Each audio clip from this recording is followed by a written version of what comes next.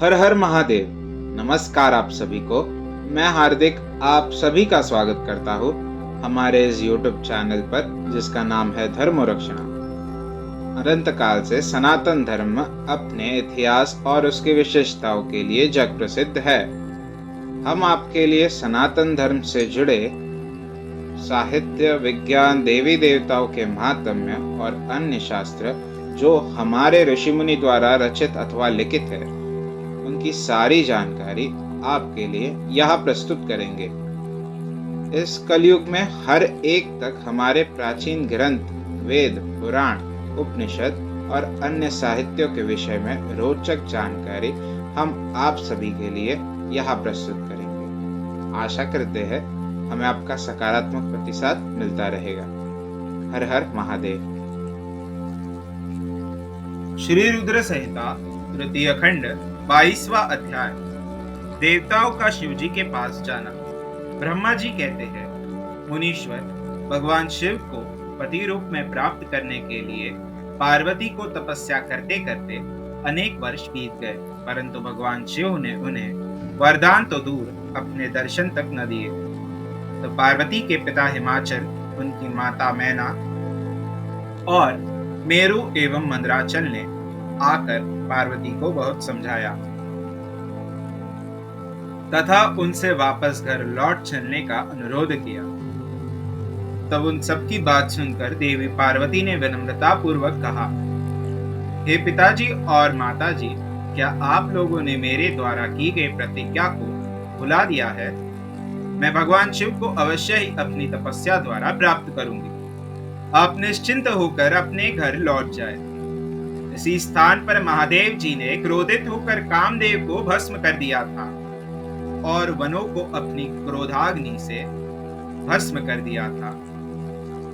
उन त्रिलोकीनाथ भगवान शंकर को मैं अपनी तपस्या द्वारा यहाँ बुलाऊंगी। आप सभी यह जानते हैं कि भक्तवत्सल भगवान शिव को केवल भक्ति से ही वश में किया जा सकता है।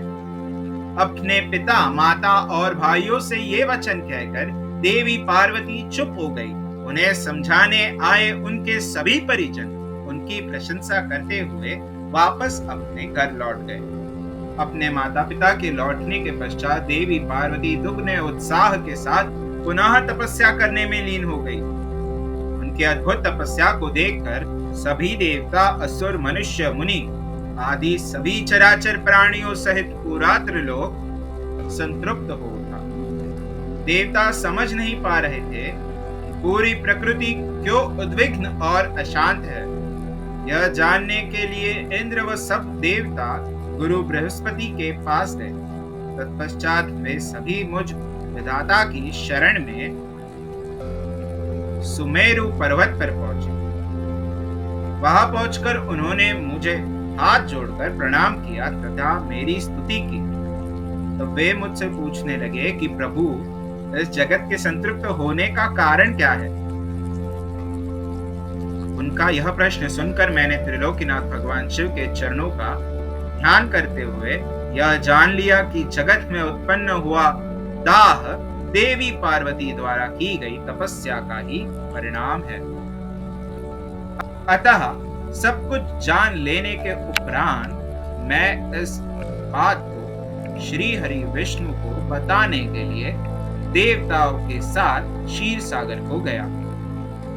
वहां श्री हरि सुखद आसन पर विराजमान थे। मुझ सहित सभी देवताओं ने विष्णु जी को प्रणाम कर उनकी स्तुति की।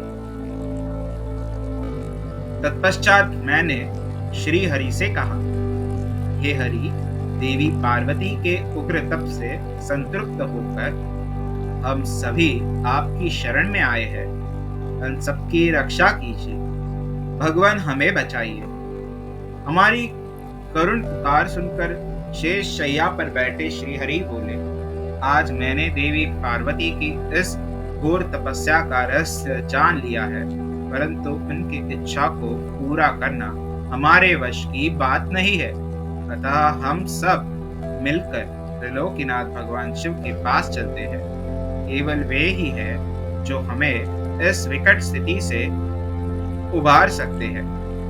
देवी पार्वती तपस्या के माध्यम से भगवान शिव को पति रूप में प्राप्त करना चाहती है। इसलिए भगवान शिव से यह प्रार्थना करनी चाहिए कि वे देवी पार्वती से विधिवत विवाह कर लें। हम सभी को इस विश्व का कल्याण करने के लिए भगवान शिव से पार्वती का पाणी ग्रहण करने का अनुरोध करना चाहिए।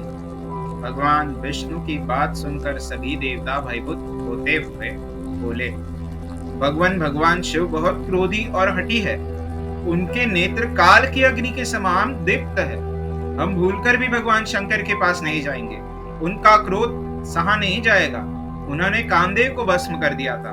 हमें डर है कि कहीं क्रोध में वे हमें भी भस्म ना कर दे। हे नारद, इंद्रादि देवताओं की बात सुनकर लक्ष्मीपति श्री हरि बोले, तुम सब मेरी बातों को ध्यानपूर्वक सुनो। भगवान शिव समस्त देवताओं के स्वामी और भयों का नाश करने वाले हैं। तुम सबको मिलकर कल्याणकारी भगवान शिव की शरण में जाना चाहिए। भगवान शंकर पुराण पुरुष, सर्वेश्वर और परम तपस्वी है। हमें उनकी शरण में जाना ही चाहिए। भगवान विष्णु के इन वचनों को सुनकर सब देवता त्रिलोकीनाथ भगवान शिव का दर्शन करने के लिए उस स्थान की ओर चल पड़े जहां महादेव जी तपस्या कर रहे थे। उस मार्ग में ही देवी पार्वती उत्तम तपस्या में लीन थी। उनके तप को देखकर देवताओं ने प्रसन्नता पूर्वक उन्हें दोनों हाथ जोड़कर नमस्कार किया। तत्पश्चात उनके तप की प्रशंसा करते हुए मैं श्री हरि विष्णु और अन्य देवता भगवान शिव के दर्शनार्थ चल दिए।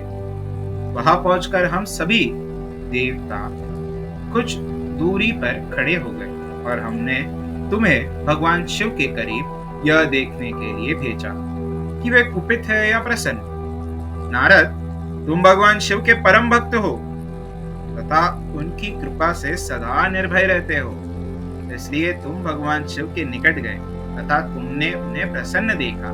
फिर तुम वापस लौटकर हम सभी के पास आए तथा उनकी प्रसन्नता के बारे में हमें बताया। तब हम सब भगवान शिव के करीब गए। भगवान शिव सुखपूर्वक प्रसन्न मुद्रा में बैठे हुए थे। भक्तवत्सल भगवान शिव चारों ओर से अपने गणों से घिरे हुए थे और तपस्वी का रूप धारण करके योग पट पर आसीन थे। मैंने श्री हरि और अन्य देवताओं ने भगवान शिव शंकर को प्रणाम करके वेदों और उपनिषदों द्वारा ज्ञात विधि से उनकी स्तुति की। अध्याय 22वां समाप्त। हमारे कार्य की सराहना करते हुए इस YouTube चैनल को सब्सक्राइब करें, वीडियोस को शेयर करें और लाइक करें। हमारे कार्य मानव जाति के हित हेतु अधिकांश मानव जाति तक पहुंचाने में हमारी सहायता करें। भविष्य में हमारे सनातन धर्म के विषय में अधिक जानकारी प्राप्त करने हेतु हमारे साथ बने रहे इस YouTube चैनल पर, जिसका नाम है धर्मो रक्षणा। धर्मो रक्षति रक्षतः। हर हर महादेव।